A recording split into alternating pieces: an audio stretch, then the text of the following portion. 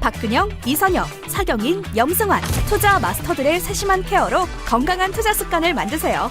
3프로 멤버십 3프로 앱에서 확인하세요.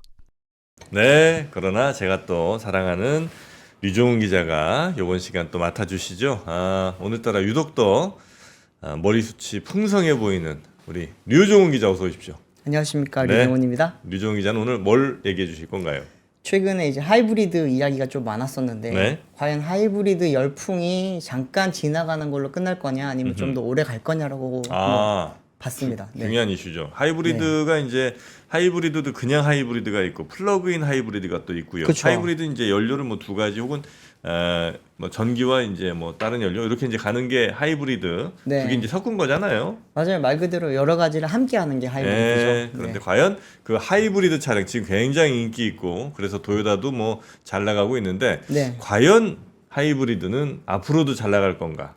요걸 이제 오늘 밝혀주신다는 거죠? 네네. 좋습니다. 일단은 제가 이 부분에 대해서 좀 오랫동안 취재를 해봤거든요. 네. 그리고 이제 이번에 좀 1분기 실적이 하나둘씩 나오는 걸 보면서 좀 살펴보니까 생각보다는 오래 갈 것 같다라는 일단 결론을 내리게 됐습니다. 하이브리드 인기가. 하이브리드 인기가 생각보다 오래 갈 것 같습니다. 네. 그리고 지금 이제 우리가 흔히들 알고 있는 그냥 일반적인 하이브리드 있죠. 뭐 현대차나 토요타가 하고 있는 그런 하이브리드뿐만이 아니라 네. 요즘 이제 많이 들으셨을 텐데 플러그인 하이브리드라고 해서 PHEV 네. 그리고 또 최근 들어서는 이제 주행거리 연장형 전기차라고 해서 EREV라고 하는 기술도 좀 요즘 많이 주행거리 연장형. 네. 이런 기술들이 계속 이제 점점 상용화가 많이 되면서 이제는 판매 자체가 과거에 그냥 일단은 과도기적인 하이브리드 정도가 아니고 네. 새로운 이제 대세로 자리 잡아가는 그런 모습을 보이고 있거든요. 그래요? 최근에 월스트리트에서 이제 하이브리드 관련해 가지고 심층 보도한 게 하나 있었는데 하나 띄워주시면 좋겠습니다. 네. 제목 자체가 이제 하이브리드가 전기차와의 대결에서 앞서 나가고 있다라고 지금 되어 있고요. 저 파란색이 혹시 전기차예요? 네, 파란색이 전기차고 이제 저기 보시면 오렌지 색깔이 하이브리드 차량입니다. 1분기 때만 뭐 쉽게 보시면 작년 초반까지만 하더라도 비슷비슷했어요. 그러다가 이제 작년 이제 하반기부터 차이가 많이 나기 시작하다가 올 1분기 때는 이제 하이브리드가 확실하게 앞서 나가기 시작했다. 이거는 북미 시장에서입니다. 약간 우리가 좀 네. 반성할 부분이 좀 있는 것 같아요. 네네. 그때 막 한 3, 4년, 5, 6년 전쯤에 야, 일본 봐라. 이 바보 같은 친구들 전기차 다른 회사들이 다 저렇게 전환할 때 저 사람들은 이제 하이브리드 하고 앉았고 아유 일본은 이제 끝난 것 같다 그러면서 얼마나 사람들이 많이 네. 일본 비판하면서 그랬는데 네. 어찌 보면 그 선택이 오히려 더 괜찮았던 게 아닌가 하는 생각 해보네요. 옳았다 틀렸다라고 판단하기 조금 아직 이른 것 같긴 한데 시장 나쁘지 현재 않은 시장은 지금 판단. 하이브리드가 굉장히 지금 각광받고 있다. 맞습니다. 네. 그때 당시 이제 토요타 아키오 사장이 그 부분에 대해서 좀 강력하게 이야기를 했을 때 글로벌리 조롱받았었거든요. 하이브리드 얘기할 때. 네, 정신 차려라, 뭔 소리냐 막 이랬었는데 네. 지금 결과적으로 봤을 때는 현재로서는 조금 토요타 아키오의 좀 판단이 옳았던 걸로 지금 이제 일단은 1차전에서는 그렇게 평가가 나오고 있습니다. 1분기 북미 자동차 판매 현황을 한번 보시면은 토요타가 1등을 차지를 했거든요. 토요타 브랜드가. 근데 전년 동기 대비 21% 성장했습니다. 참고로 지금 말씀드리면 1분기 북미 자동차 시장 자체는 5% 정도 성장을 했거든요. 그러다 보니까 시장 수요 대비 한 4배 정도 커졌고요. 우리가 지금 그렇게 못하고 있다라고 생각하는 포드 같은 경우에도 6% 성장한 47만 9,900대를 판매를 하면서 2등에 올랐습니다. 근데 이제 전기차 좀 많이 시동을 걸었던 이제 쉐보레 같은 경우에는 판매량이 줄었고요. 네. 혼다, 닛산도 지금 우리 기억 속에서는 이제 잊혀져가는 브랜드라고 생각을 했는데 네. 북미 시장에서는 여전히 4등, 5등 현대차보다 위에 있습니다. 진짜요? 네, 6등이 현대차입니다. 현대차 같은 경우는 1% 성장하면서 18만 4,800대를 판매를 했고요. 기아는 오히려 판매량이 2% 정도 줄면서 17만 9,000대 판매했습니다. 올 1분기. 네, 1분기 판매량을 보시면은 이걸 제가 가져온 이유를 보시면은 쉐보레가 전기차 굉장히 많이 전동화 전환을 많이 열심히 했고요. 현대기아 같은 경우에도 1분기 때 전기차 판매량이 지금 50% 이상 북미 시장에서 늘었어요. 그 부분을 강조하고는 있지만 실제로 전체 판매량은 크게 좀 많이 힘을 못 얻었다. 그리고 저 보시면 또 이제 스텔란티스의 이제 브랜드인 지프라든지 네, 그리고 네. 이제 우리가 생각하지 않았던 닛산, 뭐 혼다 이런 데가 성장을 했거든요. 이들이 지금 전기차는 좀 약한데 실제로는 하이브리드와 PHEV 쪽에서 좀 많이 두각을 강세. 나타내고 있거든요. 그러다 보니까 이제 지금 단순히 전기차 성장 둔화 때문에 이렇게 된 거 아니냐. 성장 둔화가 되면서 하이브리드가 떴다. 또는 하이브리드가 뜨면서 전기차 성장 둔화가 됐다. 이걸 가지고 논리를 두고 많이들 지금 논쟁이 있거든요. 뭐가 맞는지는 저도 아직까지 확실히는 모르겠는데 생각보다 하이브리드 열풍이 좀 오래 갈 것 같다라는 거 저는 미국에서도 그런가 보네. 네, 결론을 내리게 됐어요. 이제 국내 시장에서 봤을 때 1분기 지금 이제 연료별 판매 한번 보시면은요. 네. 휘발유가 당연히 가장 많이 팔리고요. 네. 근데 작년도 1분기 때는 두 번째 많이 팔렸던 게 경유였습니다. 그런데 이번 1분기 보시면 하이브리드가 두 번째로 많이 팔린 걸로 바뀌었어요. 아, 전체 차들 가운데 네. 경유보다 하이브리드가 더 많이 팔려요? 경유보다 하이브리드가 거의 2배 이상 더 팔립니다. 올해 1분기 때 경유차는 39,000대 팔렸거든요. 경유차 인기가 좀 떨어지긴 했죠. 네. 그런데 하이브리드는 99,000대 팔렸어요. 아, 그래요. 2.5배 이상 팔린 거죠. 근데 반면에 이제 그러면서 하이브리드는 보시면 한 46% 정도 성장했거든요. 근데 전기차 같은 경우에는 25.3% 정도 감소했습니다. 작년에 34,000대 팔았는데 올해 한 25,000대 팔면서 8,600대 정도 지금 판매량이 준 거거든요. 근데 기업별로도 한번 보시면은 현대차의 하이브리드 판매가 1분기 때 국내에서 33,000대 팔리면서 전체 판매 한 20% 정도 차지를 하고요. 기아 같은 경우에도 3만 대 이상 팔리면서 22%. 뭐 르노도 지금 이테크 하이브리드라고 하는 이제 새로운 기술 가져오면서 네. 전체 판매 32%고요. 수입차는 이제 하이브리드가 제일 많이 팔립니다. 디젤도 아니고 가솔린도 아니고요. 아, 그래요? 네. 하이브리드가 제일 많이 팔리면서 하이브리드가 전체 판매 비중의 47.5%를 차지를 하고 있습니다. 수입차에선 네. 절반이 하이브리드예요. 네. 뭔 하이브리드가 그렇게 많이 팔리지? 이 하이브리드가 이렇게 잘 팔리다 보니까 이제 국내에서도 약간 좀 위험했던 토요타랑 렉서스 같은 경우에도 판매량이 굉장히 많이 올랐어요. 아, 예전에 이제 뭐 기억하시겠지만 화이트리스트 때문에 반일 감정 되게 네. 커지면서 요즘 도요타 누가 타냐고 막. 그쵸. 그래서 막 차 번호 새로 저 앞에 세 자리자 신규 차량 있으면 막 사람들이 사진 찍었고 막. 네, 막 계란 던지고 돌 던지고 그랬잖아요. 네. 그런데 지금 이제 그거는 이미 온데간데 없어졌고 이제는 하이브리드가 완전히 새롭게 자리를 잡으면서 네. 간다는데 제가 하고 싶은 말은 하이브리드가 뜬다 이게 아니에요. 네. 하이브리드의 이런 열풍이 네. 잠깐 스쳐 지나가는 게 아니고 생각보다 오래 지속될 거라고 지금 보여지거든요. 좋습니다. 하이브리드 일단은 보시면 종류를 한번 제가 구분해서 드리면은 네. 일단은 마일드 하이브리드라고 하는 기술이 있고요. 네. 이거는 어떤 거냐면은 말 그대로 굉장히 마일드합니다. 약합니다. 시동을 걸 때만 잠깐 뭐 힘을 준다든지 아니면은 구동할 때 얘가 이제 보조를 해주는 역할 정도 하는 거고요. 예. 풀 하이브리드는 우리가 알고 있는 현대차나 토요타의 그 하이브리드 방식입니다. 플러그인 하이브리드는 하이브리드 차인데 배터리 용량이 좀 크다 보니까 네. 충전을 할 수 있고요. 그리고 일반 하이브리드 차처럼 달리면서 충전도 되고요. 예. 또 하나는 주행거리 연장형 전기차라고 해서 뭐야? EREV라고 하는 차가 있습니다. 네. 이 차량이 요즘 새롭게 좀 많이 뜨고 있거든요. 네. 어떤 거냐면은 전기차 같이 네. 모터로 달립니다. 네. 모터로만 달리는데 엔진이 달려 있어요. 근데 엔진의 역할은 구동에는 관여하지 않고 발전기 역할을 하면서 쉽게 말하면은 배터리를 충전시켜주는 역할을 하는 겁니다. 아, 신기하네 이거는. 네. 이런 차량이 사실은 2010년도 초반부터 있었어요. 어떤 차가 그래요? 있었냐면은 네. 이게 이제 BMW의 i3 전기차 아시죠? 조그마한 네. 귀여운 차. 그 차는 국내에는 전기차만 들어왔었는데 해외에는 이제 REV 모델이라고 해서 이제 레인지 익스텐더라고 하는 그 엔진이 들어갑니다. 실제로 650cc짜리 2기통 엔진이 들어갔는데 걔는 전기를 생산하는 전기를 생산하죠. 엔진이. 예. 발전기예요, 진짜. 아, 그래요? 그러니까 네. 우리 저 포장마차가 이렇게 기름으로 네, 땡겨가지고 하던 거. 불 켜는 것처럼. 네. 아, 그래요? 네, 예. 네.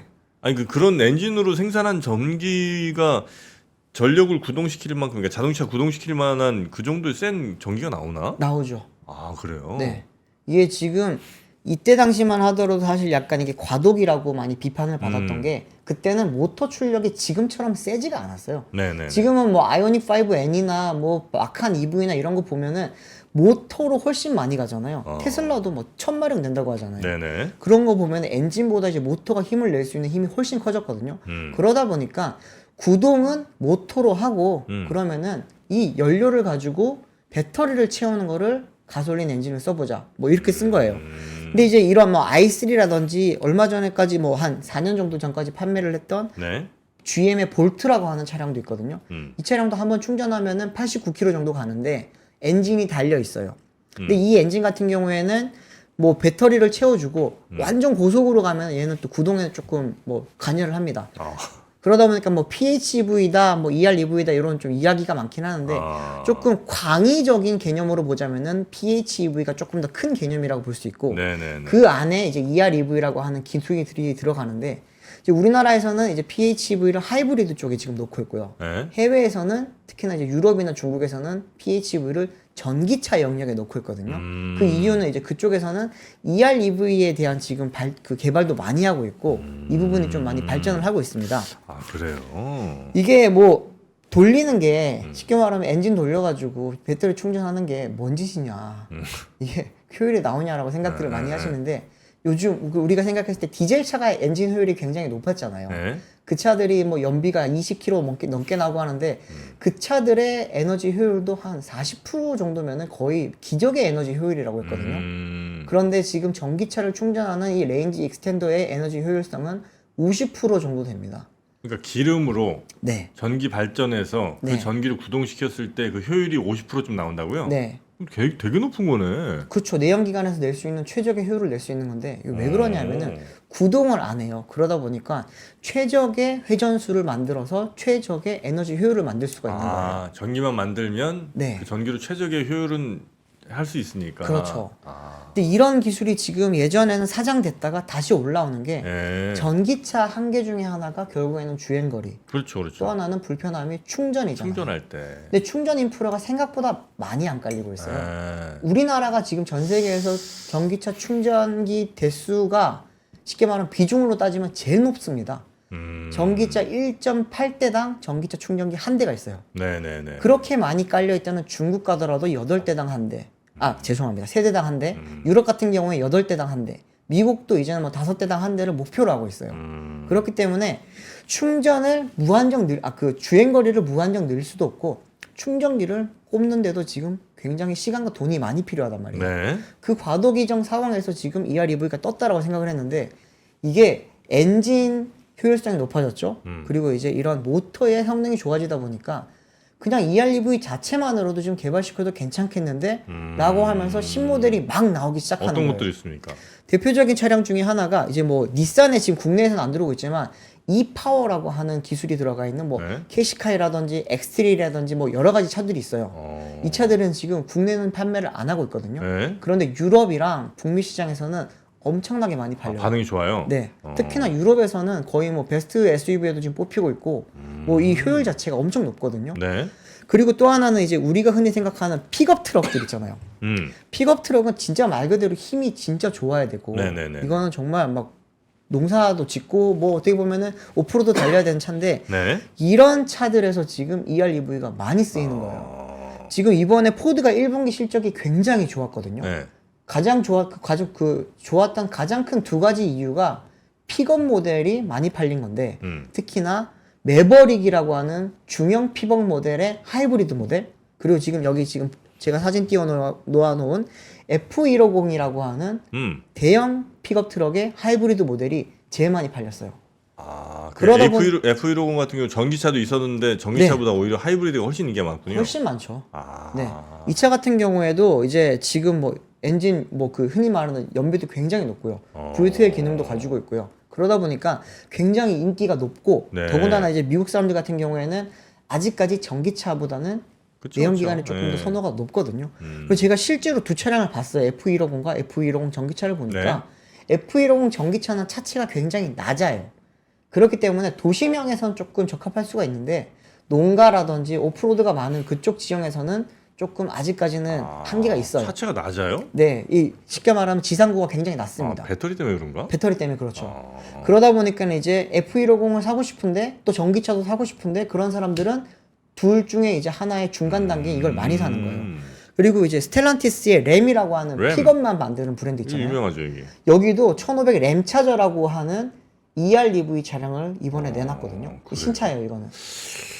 아, 이거 EREV가 꽤 이건 저는 이제 한 번도 못 들어본 차거든요, 사실. 네네. 그러니까 보통은 이제 그냥 뭐 엔진으로 가거나 혹은 뭐 전기로 가다 엔진 가고 둘 중에 하나 뭐 그렇죠. 스위칭을 하거나 이런 건데 이건 아예 그냥 전기로 가는 모터로 가는 차인데 이제 기름을 넣어서 기름으로 발전을 시켜갖고 전기를 충전시켜주는. 그렇습니다. 아, 요거는 그러니까 예를 들어 한 이 저 기름 넣어서 충전하는 걸로 한 100km만 간다고 해도 네. 당장 급한 상황에서 야 저 주유소는 있으니까 주유소 가서 기름 넣고 일단 그걸로 가고 네. 나중에 뭐 충전을 또 따로 하든 이러면 되니까. 그렇죠. 굉장히 편리하겠네 이거. 굉장히 편리하죠. 뭐 중국에서는 우리가 흔히 아는 리오토라고 하는 브랜드 있잖아요. 네. 리오토는 사실 전기차 브랜드가 아니에요. 전기차를 내놓은 거는 최근이고 어. 그 전까지는 EREV랑 PHEV만 판매를 했어요. 그래요. 그렇기 때문에 이제 이렇게까지 판매량이 늘 수 있고 기술이 높아질 수 있었던 거는 사실은 정부의 정책도 영향이 있습니다. 우리나라는 아까 말씀드렸지만 PHEV를 하이브리드로 분류를 하잖아요. 네. 그러다 보니까 보조금을 500만 원밖에 안 줬고 이게 2021년도부터는 안 줬어요. 그러면서 국내에서는 PHEV 국산차가 없거든요. 그런데 해외에서는 아까 말씀드렸듯이 전기차로 분류를 합니다. 네. 미국조차도 이제는 전기차로 분류를 해서 보조금을 주고 있어요. 그러면은 완성차 업체들 입장에서는 보조금도 받을 수 있고 그렇지. 수요도 많은데 이거를 안 팔 이유가 없잖아요. 결론은 그러면 이 차량들이 앞으로 꽤 인기를 더 얻을 것 같다. 상당 기간. 상당 기간 얻을 겁니다. 굉장히 오랫동안 얻을 거고요. 뭐 잠깐 판매량 하나 띄워주시면 네. 좋겠는데 BYD가 사실은 전기차를 많이 판매를 하긴 합니다. 음. 그런데 더 많이 파는 거는 PHEV예요. PHEV 여기 보시면은 여기 연한 녹색이 그냥 전기차고요. 진한 녹색은 PHEV입니다.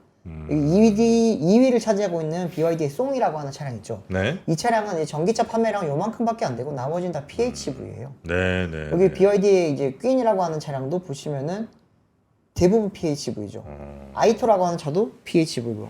근데 이것처럼 이제 그냥 단순히 지금까지 판매를 많이 해온 게 아니고요.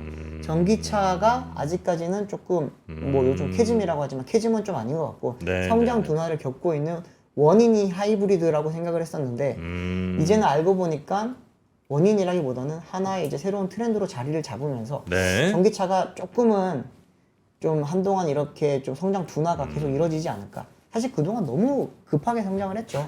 네, 네. 그렇기 때문에 뭐 지금 뭐 전기차 실제로 보시면 여기 아직까지 판매 비중이 전체 판매의 많이를 차지하고 있지는 않습니다. 네, 네, 네. 그렇기 네. 때문에 뭐 너무 하이브리드 미워할 게 아니고요. 이거를 또 네. 이제는 좀 받아들이면서 어떻게 네. 되는지 좀 지켜봐야 될 겁니다. 새로운 대세가 되지 않나 네. 하는 소식 살펴봤고요. 류종훈 기자 고생 많으셨습니다. 네, 감사합니다. 네, 자 오늘도 이제 장 시작할 텐데요. 저는 오프닝 벨 라이브에 마이크 넘겨드리고 내일 아침 다시 뵙겠습니다. 함께해 주신 여러분 고맙습니다.